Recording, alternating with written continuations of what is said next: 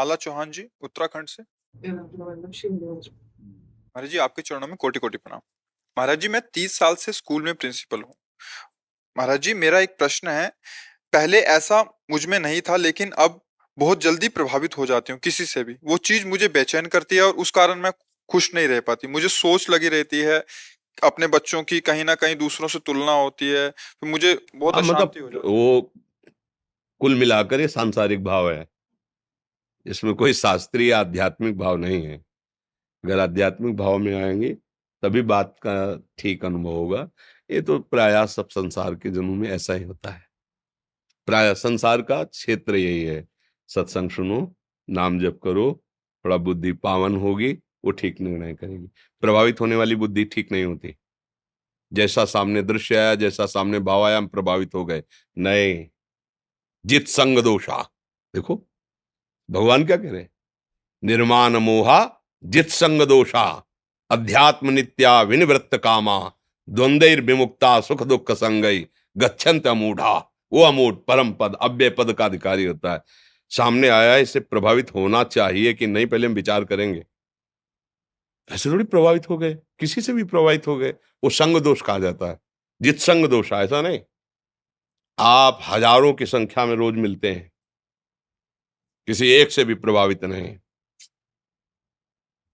इसके बाद जब हम आंख मूंदेंगे तो तुम्हारा किसी एक का भी चिंतन नहीं होगा। जिसका चिंतन होता है उसी का चिंतन, अब वो जिसे भेद दे वो आपके लोगों के भाव में होगा। जिस अच्छा, वो आएगा। हमारा संपर्क, हमारा संबंध, हमारा प्रभावित होना किसी से नहीं। अब प्रिया जो आपको, वो आपका भाव, आपकी बात, दिमाग, अच्छा अच्छा चिंतन में, वो नाते नेह राम के मनियत सुहृद सुसेव्य जान। ऐसा स्वभाव नहीं बनाना चाहिए हम कहीं भी प्रभावित, तब तो हम दुखी बने रहेंगे, हम परेशान होते रहेंगे। नहीं नहीं, जित संग दोषा, ठीक से चलना चाहिए। इसके लिए नाम जप करो, सत्संग सुनो, धीरे धीरे विवेक जागृत हो बुद्धि में, तो फिर निर्णय ठीक करने लगेगी। ऐसा नहीं, अगर ऐसे तो फिर अब इसके बाद जाके पूरी रील बन गई ना, सुबह से 2:30 से अभी तक, 2 बजे चले, 2-2:30 से लेके अभी तक हजारों। फिर तो हम तो टेबलेट खाना पड़ेगा सर दर्द का। कोई रो रहा है, कोई प्रश्न कर रहा है, कोई प्रणाम कर रहा है, कोई कुछ कर, फिर नहीं, मेरे प्रभु का विराट रूप है, उनकी लीला चले सब ऐसे, जैसे बोर्ड में लिखते जाओ और उससे करते जाओ। नहीं क्या होता है मिट, हाँ, विवेक तत्काल अपहरण करता चला जाता है, शांत शांत शांत, सब हटाता चला जाता है। तो जो बैठे हैं वही केवल समझ में आ गए, और सब उनका विलास है, 1 मिनट में मिटा दिया। विवेक शक्ति वो जागृत करो, विवेक। हाँ, दूसरों को पढ़ाना सहज है, अपने मन को पढ़ा पाना बहुत कठिन है। दूसरों को उपदेश दे देना सहज है, अपने मन को चेला बनाना बड़ा कठिन है। जो मन को चेला बना लिया वही गुरु, वही गुरु। अगर मन को चेला नहीं बना पाया तो गुरु नहीं। जो मन को पढ़ा दे वही सच्चा शिक्षक। अपने मन को पहले अच्छे चेला बनाओ, अपने मन को पहले शिक्षा दो, और वो इतना बलवान हो जाए, कहीं आसक्त ना हो, कहीं मान न छू जाए, कहीं मोह न छू जाए, फिर देखो कैसा आनंद देता है। यही मन तुम्हें परमानंद सुख प्रदान करने। नाम जप कीजिए और सत्संग सुनिए ध्यान पूर्वक, फिर आपकी बुद्धि में विवेक जागृत होगा, वो निर्णय ठीक करेगा। कविता जी, वृंदावन से। गुरुदेव, आपके चरणों में कोटि कोटि प्रणाम। गुरुदेव, मैं श्री जी की मंगला पहले 2:30 बजे करके आती थी, लेकिन पिछले दिनों ब्रज के भक्त का एक चरित्र चल रहा था, जिसमें आया कि आधी रात को भूत लोग भगवान का भोग लगा रहे थे। तो ये सुनकर अब मैं श्री जी की मंगला 9:30 बजे यहाँ से जाकर 10 बजे करता हूँ। आज का सत्संग सुना है? तुम किस ट्रेन पे बैठी हो? भूत वाली ट्रेन पे बैठी हो क्या? अरे भाई, हमको अपनी बात देख ली, अपने गुरुजनों की। हमारे यहाँ श्री जी को ठीक 12 बजे भी भोग लगता है। शयन भोग के बाद जो है, जो रात्रि में प्रिया प्रीतम 12 बजे भी भोग, इसीलिए लड्डू जल ये सब राधा वल्लभ जी में भी रखा जाता है। और हमारे यहाँ भाव की उपासना है। बस यही तो समझाना है कि सत्संग में तो सब बातें होंगी, अपने को ये देखना है कि हम उपासना किस बात की करते हैं। हमें बाहरी बातें नहीं देखनी है, सुननी सब है, चलना हमको अपनी गुरु रस रीति के अनुसार है। इष्ट मिले और मन मिले, मिले भजन रस रीत, हमें ऐसा नहीं देखना। हमारे लाडली लाल हैं, तो शयन भोग के बाद भी रात्रि में शैया भोग लगता है। कब प्रिया प्रीतम को भूख लगे, प्यास लगे, तो रसिक जन थोड़ा भोग और जल ऐसे सहन में रखते हैं। हम बाहरी बातें नहीं समझ, सुन लेनी सब चरित्र हैं भगवान और भक्तों के विविध, लेकिन हमको चलना अपनी रस रीत से, ऐसा नहीं तो फिर 2:30 कर सकते हैं लोग, है। 2:30 कर सकते हैं मंगलाक्षरी। भैया रात दिन का भेद हमारे लिए है, श्री जी के लिए नहीं है। जब वहां सूर्य चंद्र ही नहीं तो भेद कैसे हो सकता है? भेद रात और दिन का सूर्य चंद्र के लिए होता है। भगवान ने अपने नित्य धाम के लिए गीता में कहा है, न तद्भासते सूर्यो न शशांको न पावकः यद गत्वा न निवर्तन्ते तद्धामो परमम मम। भगवान कह रहे हैं जहां न सूर्य का प्रवेश है न चंद्र का प्रवेश है, फिर काल क्रम का प्रवेश कैसे हो जाएगा? काल क्रम में मृत्यु लोक है। तो अब हम अपने आठों पैर श्री जी में लगा सके, इसलिए 8 पैर की उपासना है। वहां थोड़ी कि अब श्री जी तुम सुला दिए तो श्री जी सो रही है, अब वो तो जगेंगी 5-6 बजे, ऐसा नहीं है। हमारी भावना के, अब हमको सत्संग में जाना है तो हमने श्री जी को उठा दिया, मंगल भोग लगा, अब सत्संग में 9 सवा 9 बजे तक श्रृंगार आरती करके गए, फिर वहां अपने श्री जी को स्नान कराया, श्रृंगार किया, भोग लगा। अपने हमारे को समय सार्थक करना है, समझ रहे ना? और उसमें बाहरी, और बाहरी किसी से सलाह मत लेना। हाँ, नहीं तो कह देगा भूत को भोग लगा लो, क्या क्या मतलब, फिर तो परेशान हो जाएंगे। जैसे कल एक सत्संगी थे, उनके लड़का नहीं हुआ, तो सत्संग में सुना था उन्होंने कि पुत नाम का नरक मिलता है जिसके और वो बहुत परेशान कि हमको तो नरक मिलेगा। तो तुम हो कौन? प्रिया प्रीतम के शरणागत हो, तुम अपने धर्म को नहीं जानते। अब तुम गृहस्थ थोड़ी रहे, श्री जी के शरणागत जन हो गए हो, अब तुम्हारा धर्म बदल गया। जैसे सही बात, जब आप शरणागत हो गए तो आपका गोत्र और कुल नहीं रहा, आपका गोत्र और कुल प्रभु हुए। जैसे अपने लोग कहते हैं श्री हरिवंश सुगोत कुल देव जाति हरिवंश, और वैष्णव जन कहते हैं अच्युत हमारा कुल है, अच्युत गोत्र है हमारा, हम हरि के जन हो गए, सारे ऋण मुक्त हो जाते हैं। अब हम बात सुने कहीं और की और हैं चल रहे हैं कहीं और, तो हम परेशान हो जाएंगे ना।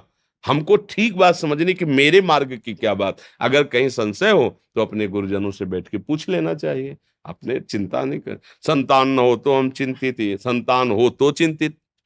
जिनके संतान हो सुखी हो गए क्या? बहुएं आती है ना, तो कोई बिरला ही होती है जो सास की सेवा के लिए बर्तन मंजवाती है। बुढ़े को लड़का पकड़ाते हैं बाहर और चुपचाप खिलाता रहे। हाँ, ऐसे नहीं कि सास ससुर की भगवान, कोई बिरले ऐसे होते। अरे भगवान का भजन करने के लिए शरीर मिला है, जो परिवार है उसकी सेवा कर दो और प्रभु को अपना मानो, तो मुक्त हो जाओगे। लड़का बच्चा परिवार जो जैसे भाग्य में है वो मिल रहा है, नहीं दिया तो भगवान की इच्छा, और भजन करो निकल जाओ। अब रो बैठो, फिर किसी ने कल कहा कि आप ये कह दे कि गोदनामे में ले लें किसी को। अगर हमारे भाग्य में संतान सुख होता तो गोदनामे की जरूरत क्या है? भगवान देते, और नहीं है सुख तो जो आएगा ना वो ऐसे लगाएगा। ठीक गोपाल जी को पुत्र मानो, ठाकुर जी को पुत्र मानो, जो संपत्ति है हर उत्सव मनाओ। लाला का जन्मदिन है आज, जन्माष्टमी है, खूब साधु ब्राह्मण गांव गांव का गांव पवाओ, संपत्ति लगाओ, हमारे लाला हैं। कभी मनावे तो लाला और लाली का ब्याह रचाओ, श्री जी का लालजू का खूब सुंदर उत्सव देखो, सब सार्थक हो। धन सार्थक, जीवन सार्थक, मन सार्थक, क्योंकि हमारे प्रभु के सिवा और कोई है नहीं। और जब पधारोगे तो तुम्हारी अंत्येष्टि बनाने के लिए फिर वही लाला आएगा जिसको तुमने जीवन भर प्यार किया है, वो ले जाएगा तुमको। इसलिए बात समझो, ये कोई कहानियां नहीं है, ये कोई व्यर्थ की बातें नहीं है। हाँ, सत्य बात, भगवान सच्चिदानंद है, हमको अपने भाव से चलना है। देखो संसार के अलग अलग धर्म है, अलग अलग कर्म है, अलग अलग बातें हैं। हम जिस धर्म में लगे हैं हमें उस बात को समझना है। सुनील कुमार जी और रश्मि आहूजा जी, आप दोनों का एक जैसा ही प्रश्न था। महाराज जी, अगर कोई झूठ बोलता है तो उस समय हम अपने आप को कंट्रोल कैसे करें? बहुत मुश्किल होने पे भी कंट्रोल नहीं होता। अगर हम सत्य मार्ग में चल रहे हैं तो तुम्हारे झूठ बोलने से हमें क्या फर्क पड़ेगा, आप जानो। हाँ, आप अगर हमसे पूछते हो कि मैं झूठ बोल रहा हूं मेरा क्या होगा, तो हम आपको परिणाम बता सकते हैं, आपको सत्य मार्ग बता सकते हैं। आप झूठ बोल रहे हो, आपका विचार है, आपका स्वभाव है, ऐसे ही आपको सोचना चाहिए। संसार आपके अधीन थोड़ी कि आप जैसा चाहोगे वैसा चलेगा। आप अपने मन को अधीन करो, सत्य पर चलो, आप सत्य मार्ग पर चलो। जो आपसे झूठ व्यवहार कर रहा है वो उसका फल पाएगा। हम किसी को सुधार नहीं सकते। यदि आप सुधरना ना चाहो तो ब्रह्मा भी आपको सुधार नहीं सकते। भगवान बैठा तो है सबके हृदय में। आप सुधरना चाहो तो जो झूठ बोलते हैं, छल करते हैं, कपट करते हैं, हमको अपने आप को बचाना है, उनसे दूरी बनाना है। पर वो सुधरे तभी जब वो अपना सुधार करना चाहें, अन्यथा हमारा कोई वश नहीं। हमारा मतलब हम सब आपका क्या वश है? छल कपट, नाना प्रकार का विश्वासघात, ये अधर्म के वृत्ति धारण करने वालों के हृदय में राज्य करता है। तो हमें उनसे वैर नहीं करना, द्रोह नहीं करना, हमें सत्य पर, धर्म पर चलना है, बस ये हमें देखना है। वो व्यवहार कर रहा है, हम मुस्कुरा के आगे चल जाते हैं, उसको वो देखेगा। जो निर्णय करने वाला ईश्वर है, परम महान है, वो सबको देख रहा है, वो उसको देखेगा। हमें उसके विषय में ज्यादा टेंशन नहीं लेनी, हमें अपने को बचाना है। उसके झूठ में नहीं फंसने देना, उसके कपट में नहीं फंसने देना, और नहीं फंसेंगे यदि आप सत्य से चल रहे हैं। सत्य से चल रहे हैं तो वो आपको फंसने नहीं देगा। करो सदा तिनके रखवारी, जिम बालक राखे महतारी, वो आपको ऐसे बचा लेगा, वो आपकी रक्षा कर लेगा। और क्या आशा है झूठ का आपका? क्या जानना चाहते हैं? पता हो कोई झूठ बोल रहा है, हमें जरूरत नहीं है। हमें ये पता होना चाहिए कि हमें झूठ तो नहीं बोल रहे। बस आप अपने आप को संभालिए, सृष्टि नहीं संभल सकेगी आपसे। आप अपने आप को संभाल लोगे, आपको कोई परास्त नहीं कर पाएगा। बस इतनी बात समझे, हमें आपको संभालना है। अगर आप अपने को संभाल लिए, हम अपने को संभाल लिए, अपने को संभाल लिए, तो हमें लगता है धीरे धीरे हमारा पूरा भारत, हमारा विश्व संभल जाएगा। हम क्या करते हैं, हम दूसरे को संभालने की चेष्टा में अपने आप को छूट दिए रहते हैं। दूसरा सत्य में चले, हम जैसा चाहें वैसा करें, ऐसा सिद्धांत नहीं है। तुम्हें जैसा मन मावे वैसा करो, हम सत्य से चलेंगे, हम धर्म से चलेंगे। अगर एक एक स्वीकार कर लो तो सब पूरा भारत धर्मात्मा हो सकता है। हमें अपने को सुधारना है, हम अपने को सुधारें, आप अपने को सुधारो, आप अपने को सुधारो, वो धीरे धीरे सुधार होता चला जाएगा। समझ पा रहे हैं आप? प्रीति मित्तल जी, मथुरा से। राधे राधे। राधे राधे महाराज जी, आपके चरणों में कोटि कोटि नमन। महाराज जी, आपका सत्संग सुनने से पहले प्रतिकूलता से मन घबराता था, किंतु आपकी कृपा से प्रतिकूल समय में निरंतर ये भाव रहता है कि जोई जोई प्यारो करे सोई मई भावे। प्रश्न ये है महाराज जी, जब बहुत अधिक अनुकूलता होती है तब भय लगता है कि मन इन विषयों के सुख में ना उलझाए। हाँ, बिल्कुल ठीक है, ऐसा ही सावधान रहना चाहिए। ये डर ही डर हरिवंश हित, जिनो भ्रमय गुण सलिल पर, जिह नामन मंगल लोक त्यों, सुहरि पद भजु न विलंब कर। उस समय भजन में और तन्मयता धारण करनी चाहिए कि आज ये सुख कहीं मुझे फंसा न ले, नहीं तो कल मुझे दुख रुला देगा।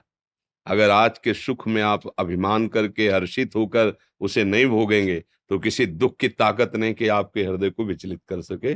बहुत सावधान चित्त है, इसे और सावधान रखो, इसे चित्तचोर प्रभु के चिंतन में लगाते हो। अनुकूलता में भय हो जाए और प्रतिकूलता में निर्भय, तो जानो साधना ठीक चल रही है। यही साधना का स्वरूप है। आपका आपकी बुद्धि ठीक है, आपका चिंतन ठीक है, क्योंकि अनुकूलता में तो सब राजी हो जाते हैं, प्रतिकूलता पे कौन राजी होता है? प्रतिकूलता में निर्भय हो जाओ, कुछ नहीं बिगड़ेगा, और अनुकूलता में भयभीत हो जाओ, बिगड़ सकता है, फंस सकते हैं, हम प्रभु को भूल सकते हैं, किसी भोग में हम आसक्त हो सकते हैं। प्रतिकूलता आई तो आप क्या भय करना, मेरे प्रभु है ना मेरे साथ। आज सब लुट जाएगा तो कल नया रच देगा। वो सृष्टि का मालिक पलक झपकते ही अनंत ब्रह्मांडों को रच देता, मेरा प्रीतम है। वो जिस दिन चाहेगा उस दिन नई सुदामापुरी खड़ी कर देगा। वो उसके लिए कुछ कवि जैसे द्वारिका ऐसे सुदामापुरी खड़ी कर दी थी सुदामा जी के लिए। मैं उस मालिक का सेवक हूँ जो भारी विपत्ति में भी किसी भी तरह हमें दुखी नहीं होने देता। बस हम ये बात पकड़े रहे और अनुकूलता मिले तो सावधान रहे, यही सावधानी साधक की सावधानी है। वाह श्री हरि श्री। और तुम वहां 2 बजे से खड़े हो जाते हो और तुम्हें नींद नहीं आती? यार तुम तो बहुत बड़ी चीज हो, और हमको बहुत अच्छा लगता है जब आप एक बार फिर बोलो, ये मुंह का हटा के बोलो, ऐसे नहीं जैसे वहां बोलते हो। और बाबू वो आवाज नहीं आई, श्री हरि वंश ऐसे बोलो। लो इसे एक माला फैलाओ। तुम नाम जप करते हो? यार तुम्हारी बात तो बहुत जोर की है यार, तुम कैसे भगत हो, हर बात में श्री जी की कृपा धन्य है। तो ये इसमें खुशबू तो है ले यार, प्लास्टिक के है क्या? प्लास्टिक, चलो वृंदावन के फूल लाओ, घर में अपने एक रायबेल गमले में लगाओ, उसमें जो फूल हो फिर लाना, हम श्री जी तक पहुंचाएंगे, ठीक है? इसको तो कहीं लगा दो जहाँ, तो आप बैठेंगे थोड़ी देर बैठ जाओ आप।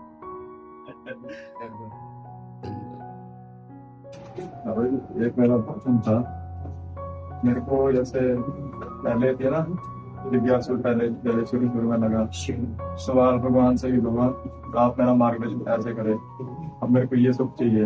अब कोई कह भी दे ना, मेरे को भगवान से मांगने का मन नहीं करता। हाँ, ये उत्तम बात है। नहीं, वो सर्वज्ञ है ना, सर्वांतर्यामी है। तो मेरे सर भी जाते हैं तभी मैं देखते हैं, मेरे को भक्ति का मार्ग एक ही दिखता है। जी हाँ, तो एक ही है, एक ही है, उसमें अंतर थोड़ी है। जब एक को स्वीकार किया तो एक ही है, एक ही अनेक रूपों में भास रहा है, कोई अंतर नहीं। हाँ, और जब अपने सामने कोई दुखी रूप लेकर आता है, हम लोग कोई दुखी संतों के पास आते ही हैं, कोई तो हमारा मन से, वचन से, कर्म से जितनी चेष्टा बने उसको सुख पहुंचाए, वाणी के द्वारा, चेष्टाओं के द्वारा धैर्य बनाते हुए उसे आगे बढ़ाए। अपने लोगों का कार्य है सबको सुख देना। किसी से हमारा कोई ऐसा वाणी का व्यवहार, आचरण का व्यवहार न बने जिससे दुख हो। अब हमें परमात्मा से मांगना नहीं है कि इन सबको सुख हो, नहीं, हमें देखना है इन्हीं सब में परमात्मा बैठा हुआ है। ये बात इनको जनानी है कि अगर तुम उसको जान गए अपने स्वरूप को तो तुम दुख रहित हो जाओगे। छोटी छोटी वस्तुओं के भोगों की प्राप्ति से सुख नहीं होता, ये केवल भ्रम है। सुख तो अपने स्वरूप में होता है, क्योंकि भगवान के हम बच्चे हैं, अंश है, तो हम जब तक अपने प्रभु से नहीं मिलेंगे तब तक हमारा विश्राम नहीं होगा। गोस्वामी जी कह रहे हैं कि पायो परम विश्राम राम समान प्रभु नहीं कहूं। जैसे आप सब जन कहते हैं जो बोले सो निहाल, नहीं, निहाल मतलब परम सुख, परम आनंद। अब कोई बंधन नहीं, कोई शोक नहीं, बस उसी को समझाना है। अपने लोगों का कर्तव्य जो गुरु वाणी से मिला है, जो गुरुदेव ने हमें समझाया है, हम अपनी समझ इनकी समझ में डालें, इनकी समझ को पलटे। जो समझ भोगों में प्रबल होती है वो पापाचरण करती चली जाती है, फिसलते चले जाते हैं। हमारा कोई एक भाई फिसल करके ऐसे गड्ढे में गिरे जहां से निकलना मुश्किल है, तो ये ठीक नहीं है। हम कोशिश करेंगे, हम उसके आगे झुकेंगे, उस पर हाथ जोड़ेंगे, उससे नाराज होंगे, उससे दुलार करेंगे कि वो ऐसे मार्ग में ना जाए जहां दुख पहुंचता है। बस हम प्रभु से मांगेंगे नहीं, क्योंकि मेरे ही प्रभु सब रूपों में बैठे। हमें ऐसा भाव देखना है। जैसा आपने कहा, मुझे लगता है सब एक ही भक्ति है। हाँ, एक ही प्रभु है, एक ही ईश्वर है, उसी की भाव के द्वारा अलग अलग आराधना हो रही है।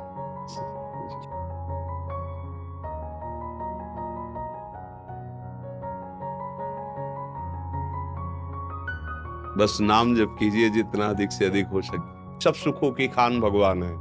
यदि उनका नाम जप किया जाए, उनसे प्रार्थना की जाए, तो कोई भी दुख हमें परास्त नहीं कर सकता है। प्रभु के सिवा कोई दुख मिटाने वाला है नहीं। प्रेम और मोह से कैसे है? हाँ, प्रेम अलग चीज है, मोह अलग चीज है। मोह देह संबंध को लेकर होता है, प्रेम भगवत भाव को लेकर होता है। यदि हम देह संबंधियों में जैसे पति पुत्र परिवार रिश्ते नाते, ये इसको मोह कहते हैं, और इन सब में भगवान विराजमान है, ये दृढ़ भाव आ जाना, इससे प्रेम प्रकट होता है। यदि हम नाम जप करें, सत्संग सुने और भगवान के चरणों की सेवा पधराएं, घर में वो सेवा करें, सच्ची मानिए ये जो हम लोग दुखों को भोग रहे हैं कहीं ना कहीं हमारे पाप कर्मों का फल है। कोई भी हो, हम हो, आप हो, कोई हो, और उन पापों को नष्ट करने के लिए भगवान वादा करते हैं, अहम तो हम सर्व पापेभ्यो मोक्षयिष्यामि मा शुचा, मैं तुम्हारे सारे पाप नष्ट कर दूंगा। तो ऐसे ठाकुर को विराजमान करके उनकी आराधना करो, उनका नाम जप करो। कभी भी कहीं ऐसा जिससे तीर्थ धाम आदि गए, कोई भूखा है कोई, तो इससे क्या हो, आपका पुण्य बनेगा और वो पुण्य आपके पापों का नाश कर देगा, तो आपको दुख नहीं प्राप्त होगा। दुख देने वाले कर्म पाप होते हैं। तो जिसे अगर हमारे पास 4 रोटी है, हम 1 रोटी किसी को ऐसे को देते हैं जो भूखा है, चुपचाप अपने झोले में बनाकर किसी कुत्ते को दे दिया, किसी जीव को दे, वो पुण्य आपको उठा देगा। हमारी बात मान लेना, ये जंतुर भर के देना है, फल फूल दे, ये सब बाहरी बातें हैं। ठोस बात यह है कि आपका कर्म इतना प्रबल हो जाए जो आपके पुराने कर्म को नाश करके आगे बढ़ा दे। आपको नाम जप करो, दूसरों का हित करो, इसमें आपका परम मंगल हो जाएगा। और चिंता तो करो मती, संसार में जब भगवान अवतरित हुए तो दुख सुख आया कि नहीं? आप देखो, वनवास हुआ, कैसे कैसे कष्ट हुए, तो इसमें टूटना नहीं। अगर टूट गए तो फिर हार जाओगे, टूटना नहीं, धैर्यवान बनते रहो, तो फिर हम आगे बढ़ जाएंगे। आज दुख की समस्या है, कल सुख आ जाएगा। जैसे दिन है तो रात्रि आई, रात्रि है तो दिन, एक क्रम चलता रहता है। इतने धैर्यवान बनो कि आप घबरा न जाओ, आप परेशान न हो जाओ। दुख में हूँ और मुझे ये पता नहीं चल पा रहा मतलब मैंने ऐसा क्या किया है कि देखो, एक जन्म के तुम थोड़ी हो, शरीर तो बदलते रहते हो, लेकिन कई जन्मों से हमारा शरीर बार बार बनता रहा, छूटता रहा है, हमारे ऐसे कर्म होते रहे, दुख कुछ नहीं है। अगर अभी आप प्रसन्न हो, आपकी किडनी फेल है, हमारी किडनी फेल है, अभी 2 घंटे बाद डायलिसिस में जाएंगे, इस समय वर्तमान में शरीर भीषण दर्द में है, तो महसूस हो रहा है, हम दुखी नहीं है यार, मरना है, एक दिन मरना है, किसी से कोई आकांक्षा नहीं, जीना सीखो। क्यों इतने तुम टूट रहे हो, क्यों इतने घबरा रहे हो? जिसको मरना है मरेगा, सत्य नित्य समय है, जिसको नहीं मरना उसे कोई नहीं मार सकता। 5 साल का लड़का है महाराज। भाई मेरी बात, इसी बात को हम समझा रहे तुम्हें। अगर वो 5 वर्ष के लिए आया, 10 वर्ष के लिए आया है, आप खोपड़ी के बल खड़े होकर जाओ, फिर नहीं रोक सकते, क्योंकि मृत्यु लोग राइट टाइम के लिए आया है, और नहीं जाना है तो दुनिया को रोग आ जाए फिर भी नहीं जाएगा। थोड़ा सत्य को समझो, थोड़ा सत्य को समझो, इतना टूटो मत। अगर यही हम कह रहे थे कि टूटोगे तो परेशान हो जाओगे, मत टूटो यार। आप समझो, भगवान राम जिनके पिता है, राम जी वनवास को जा रहे हैं और वो राम राम कह के प्राण त्याग रहे हैं। आप समझो, पहले ये जिस लोक में तुम आए हो इसका नाम है मृत्यु लोक, जान रहे हो ना? जो जितने समय के लिए आए उतने समय के लिए आए। आप अपना बच्चा मानकर क्लेशित हो रहे हो, वो बच्चा तुम्हारा नहीं है, तुम नहीं जानते उस बच्चे को कौन जीव कौन से कर्म से कितने समय के लिए यहाँ आया है। इसलिए थोड़ा तो सिद्धांत समझोगे तो धैर्यवान बन जाओगे। इसलिए सत्संग सुनो, नाम जप करो, चिंता मत करो। हम कह रहे हैं चिंता मत करो, डॉक्टर कह देता चिंता मत करो तो आप दवाई लेकर के थोड़ा विश्वास कर, और संत कह रहे चिंता मत करो तो आप परेशान हो रहे हैं। ठीक है ना?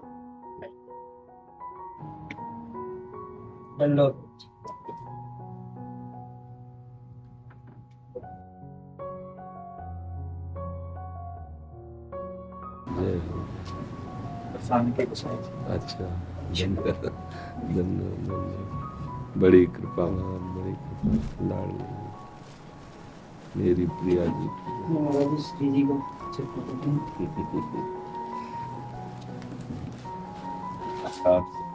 प्रिया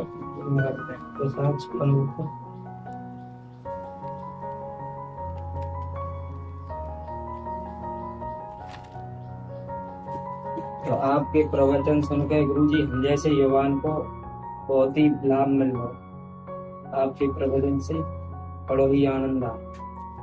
हमारे प्रवचन क्या श्री जी की जूठन जैसे चला रही है। हाँ हाँ, 2 मिनट बैठो। विषयों ने इतना परास्त कर दिया हमारी इस समय नई जनरेशन को, नई पीढ़ी को। नशा, व्यभिचार, भोग, गर्लफ्रेंड, बॉयफ्रेंड, ये सब ऐसी गंदी बातें, मोबाइल गंदा से, कि वे समझ ही नहीं पा रहे कि मैं इतने गर्त में गिरता जा रहा हूं जिससे हमारा जीवन ही नर्क बन जाएगा। वे बात को समझ नहीं पा रहे। भगवत कृपा से अगर हमारी नई पीढ़ी समझ जाए तो हम समझेंगे हमारा जीवन सार्थक हो गया। बहुत ही बड़ी कृपा है ये नई पीढ़ी को, और नई पीढ़ी हमारे 84 कोष में जितना भी है सब युवा नशा में लुप्त होता। जी जी जी। अब बस हम ये, जहाँ तक श्री जी का बल हमें मिल रहा है, यही कि जितना के प्रवचन से हम जैसे युवा बहुत महाराज जी आगे। हाँ, अब जैसे हम सुबह आते हैं ना, मतलब 1000 लगभग लोग खड़े थे इधर से, और उसमें 10-20 वृद्ध होंगे जो होंगे। महाराज जी आप संत ही हमारे ब्रजमंडल की महान विभूति। ये ब्रजरज की कृपा, ब्रजवासियों के अन्न का प्रभाव। हमारे बाबा कहते जैसे मथुरादास भक्तमाली जी हैं, गोरे दाऊ जी वाले हैं, और आपके माधव दास बाबा मुखराई वाले हैं, उन सब ने ऐसी कृपा करी, हमारे घर से मधुकरी करी है। महाराज सेवा करने का मौका मिले, सुबह शाम मधुकरी। महाराज जी संत को जाके घर पे चरण पड़ जाए, वह को सो तो आनंद है। नहीं, यहाँ के संतों के सौभाग्य कि आपके घर की रोटी मिल जाए और वो खा के भजन करे, ये आप ब्रजवासियों की कृपा। महाराज जी आप लोगों के प्रवचन से और बातें हमने थोड़ा ज्ञान में। धन्यवाद, धन्यवाद, धन्यवाद। जय हो करुणा में, जय जय।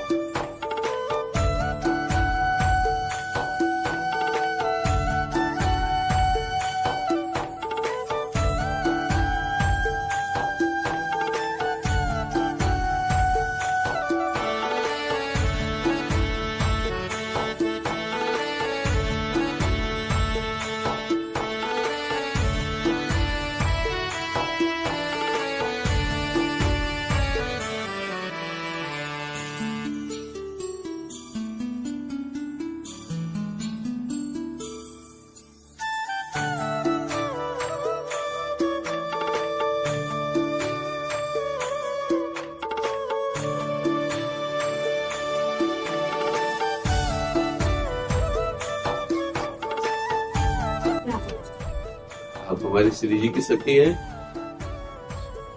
एक माला पहनाओ। लो माला। आप भी हमारे श्री जी की प्रिय सखी हो ना। हाँ। तो दोनों दोस्त हुए दोनों आप श्री। तो बोले थे ना कि आप और कभी सुना देना, हमको आपको कुछ सुनाना है। अच्छा तुम सुना दो। एक तुम सुनाओ। बाकी सब आ जाओ। हाँ ये सुना, ये एक सुना दो, तुम सुनाओ। श्री राधा मेरी मात है, पिता मेरे घनश्याम, इन दोनों के चरणों में मेरा कोटि कोटि प्रणाम। सब द्वारन को छोड़कर मैं आयो तेरे द्वार, हे वृषभानु की लाडली निक मेरी ओर निहार। श्री राधा मेरी स्वामिनी, मैं राधे को दास, जन्म जन्म मोह दीजो श्रीधाम वृंदावन को वास। मुनिंद्र वृंदावंदिते कुलो कुशोकहारिणि, प्रसन्न वक्त्र पंकजेन कुंज भूमि विलासिनी, ब्रजेंद्र भानुनंदिनी ब्रजेंद्र सोनु संगत, कदा करीक्षसी मां कृपा कटाक्ष भाजनम। हाँ बस बस पूरा स्तोत्र सुला ले, इतना सुला दिया, फिर कभी आके सुला दे, ठीक है। जय जय श्री राधे श्याम। धन्यवाद धन्यवाद।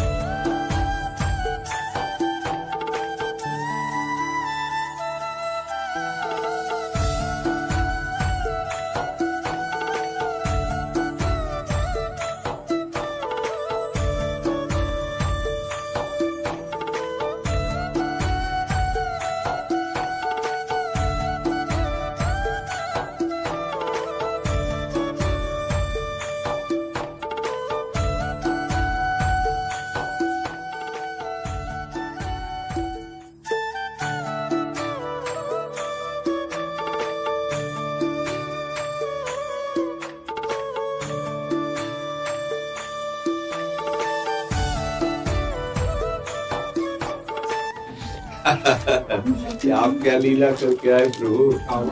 अच्छा जय हो वृंदावन धाम, राम घाट से वृंदावन। आओ स्वागतम।